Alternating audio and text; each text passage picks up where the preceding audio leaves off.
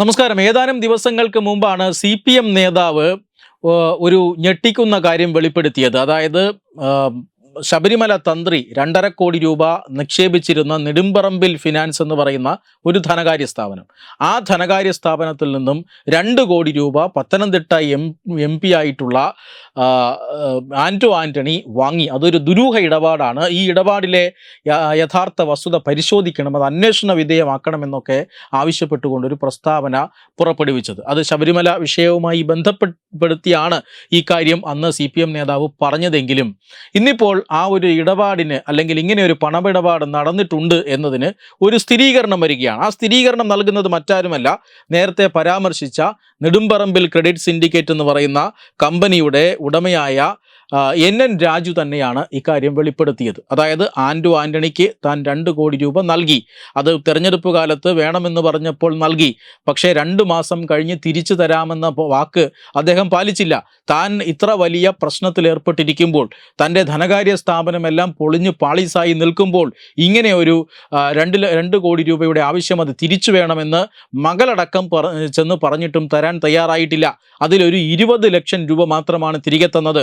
താൻ ഇങ്ങനെ പ്രതിസന്ധിയിലായ സമയത്ത് പോലും തനിക്കനുകൂലമായ ഒരു നിലപാട് സ്വീകരിക്കാൻ ആന്റോ ആന്റണി തയ്യാറല്ല എന്നാണ് കോൺഗ്രസ് നേതാവ് കൂടിയായ NN രാജു വെളിപ്പെടുത്തിയത്. അത് നെടുമ്പറമ്പിൽ ഫിനാൻസ് എന്ന് പറയുന്ന ഒരു സ്ഥാപനത്തിൻ്റെ ഉടമയായിരുന്നു അദ്ദേഹം. 500 കോടിയിലധികം രൂപയുടെ നിക്ഷേപ തട്ടിപ്പ് നടത്തിയതിൻ്റെ പേരിൽ അദ്ദേഹം നിയമ നടപടികൾ നേരിടുകയാണ്. അദ്ദേഹത്തെയും അദ്ദേഹത്തിൻ്റെ കുടുംബാംഗങ്ങളെയും ഒക്കെ അറസ്റ്റ് ചെയ്തത് നമ്മൾ കണ്ടതാണ്. മാത്രമല്ല, ഈ കമ്പനി ഇപ്പോൾ പൊട്ടിപ്പൊളിഞ്ഞ് നാമാവശേഷമായി ഇരിക്കുകയാണ്. ഈ കമ്പനിയിൽ പണം നിക്ഷേപിച്ചവർക്കെല്ലാം പണം നഷ്ടപ്പെട്ട ഒരവസ്ഥയുമുണ്ട്. ഈ സാഹചര്യത്തിലാണ് ഇങ്ങനെ ഒരു ആരോപണം വരുന്നതും ആന്റോ ആന്റണിയും ഇപ്പോൾ പറയുകയാണ്, അതും സ്ഥിരീകരിക്കുകയാണ്, ഞാൻ വാങ്ങി എന്നുള്ളത് ശരിയാണ്, തെരഞ്ഞെടുപ്പ് കാലത്ത് ഞാനത് വാങ്ങി. തെരഞ്ഞെടുപ്പ് കാലത്ത് ഇങ്ങനെയൊക്കെ തന്നെയാണ്, പലരും സഹായിക്കും, പലരുടെയും സഹായം കൊണ്ടാണ് തെരഞ്ഞെടുപ്പ് പ്രവർത്തനം നടത്തിയിട്ടുള്ളത്. കാരണം 2 മുന്നണികളും കോടികളാണ് തെരഞ്ഞെടുപ്പ് രംഗത്ത് ഒഴുക്കിയിട്ടുള്ളത്. തനിക്ക് പിടിച്ചു നിൽക്കാൻ കഴിയാത്ത സാഹചര്യമുണ്ടായി.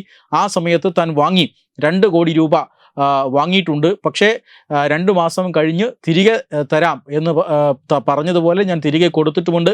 ബാംഗ്ലൂരിൽ നിന്നും ഒരു ഇടപാട് നടക്കാനുണ്ട്, ആ ഇടപാടിൻ്റെ തുക വരാനുണ്ട്, അതിനുശേഷം തരാമെന്നാണ് പറഞ്ഞിരുന്നത്. ആ തുക ഞാൻ മടക്കി കൊടുത്തിട്ടുമുണ്ട്. അത് ഇല്ല എന്ന് തെളിയിക്കാൻ NN രാജുവിന് കഴിയുമെങ്കിൽ അങ്ങനെ തെളിയിച്ചോളൂ എന്നൊക്കെ അദ്ദേഹം വീരവാദം മുഴക്കുകയും ചെയ്തു. പക്ഷേ ഇങ്ങനെ ഒരു വാദപ്രതിവാദം നടക്കുമ്പോൾ പൊതുജനങ്ങൾക്കറിയേണ്ട ചില ചോദ്യങ്ങൾ ഉയർന്നു വരികയാണ്. അതായത് ആന്റോ ആന്റണി 2019 തെരഞ്ഞെടുപ്പ് നടക്കുമ്പോഴാണ് ഇങ്ങനെ 2 കോടി രൂപ വാങ്ങിയിട്ടുള്ളത്. ആ 2 കോടി രൂപ വാങ്ങിയത് എന്തിനാണെന്ന് പറഞ്ഞാൽ, അദ്ദേഹം തെരഞ്ഞെടുപ്പ് പ്രചരണത്തിനാണ് വാങ്ങിയത്. ഇദ്ദേഹത്തിൻ്റെ കയ്യിൽ നിന്ന് മാത്രമല്ല, മറ്റ് നിരവധി ആളുകളുടെ കയ്യിൽ നിന്ന് വാങ്ങി. അതൊക്കെ ഉപയോഗിച്ച് കോടികൾ 2 പേരും ഒഴുക്കി, അതുകൊണ്ട് ഞാനും ഒഴുക്കി എന്ന് അദ്ദേഹം സമ്മതിക്കുകയാണ്.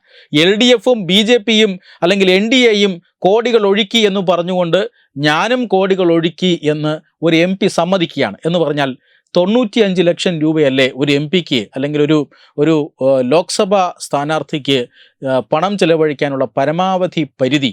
അത് കഴിഞ്ഞാൽ പണം ചെലവഴിച്ചാൽ അയാൾ അയോഗ്യനാവുകയില്ലേ? കോടികൾ ചെലവഴിച്ചു എന്ന് MP തന്നെ വാർത്താസമ്മേളനം വിളിച്ചു പറഞ്ഞാൽ അതിൻ്റെ അർത്ഥം എന്താണ് എന്ന ചോദ്യം ഒന്ന്. രണ്ടാമത്തെ കാര്യം, പണം കടം വാങ്ങിയതിന് ശേഷം ബാംഗ്ലൂരിൽ നിന്നും പണം വരാനുണ്ട് എന്നാണ്. ഈ ബാംഗ്ലൂരിൽ നിന്നും എങ്ങനെയാണ് പണം ഇയാൾക്ക് കിട്ടുന്നത് എന്ന സ്രോതസ് കൂടി അദ്ദേഹം വ്യക്തമാക്കേണ്ടതുണ്ട്. കാരണം ഇപ്പോഴത്തെ നേതാക്കന്മാർക്കെല്ലാം, കോൺഗ്രസ് നേതാക്കന്മാർക്കെല്ലാം പണം വരുന്നത് ബാംഗ്ലൂരിൽ നിന്നാണ്, അല്ലെങ്കിൽ കർണാടകയിലെ ഏതെങ്കിലും ഒരു ജില്ലയുടെ പേര് പറയും.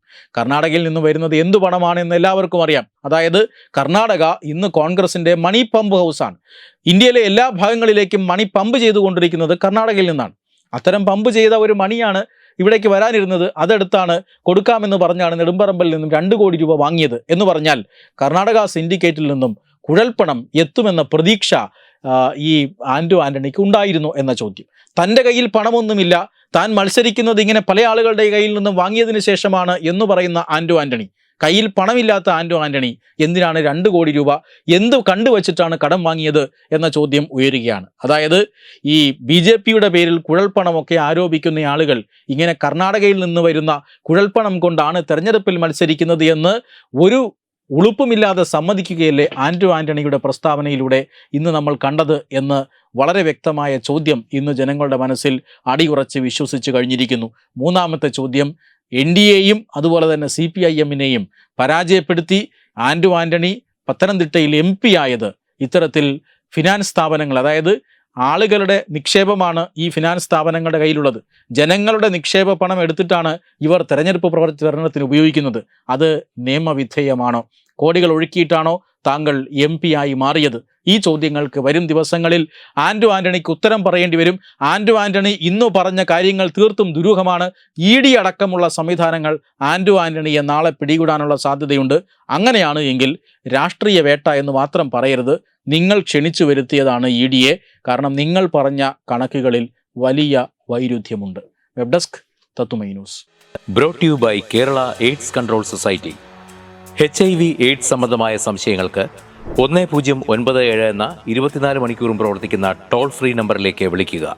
വാട്സാപ്പിലും ഫേസ്ബുക്കിലും ഒക്കെ സ്റ്റാറ്റസ് അപ്ഡേറ്റ് ചെയ്യാറുണ്ടല്ലോ. HIV സ്റ്റാറ്റസോ HIV പിടിപെടാനുള്ള സാഹചര്യങ്ങളിൽ കൂടി അറിഞ്ഞോ അറിയാതെയോ കടന്നു പോയിട്ടുണ്ടാവാം. എന്ത് തന്നെയായാലും മുൻകൂട്ടി പരിശോധിച്ച് HIV സ്റ്റാറ്റസ് അറിയൂ. സൗജന്യ HIV പരിശോധനയും കൗൺസിലിങ്ങും ആരോഗ്യ കേന്ദ്രങ്ങളിൽ പ്രവർത്തിക്കുന്ന ICTC അഥവാ ജ്യോതിസ് കേന്ദ്രങ്ങളെ സമീപിക്കുക. നിങ്ങളുടെ സ്റ്റാറ്റസ് എന്തായാലും വിവരങ്ങൾ രഹസ്യമായി സൂക്ഷിക്കുന്നതായിരിക്കും.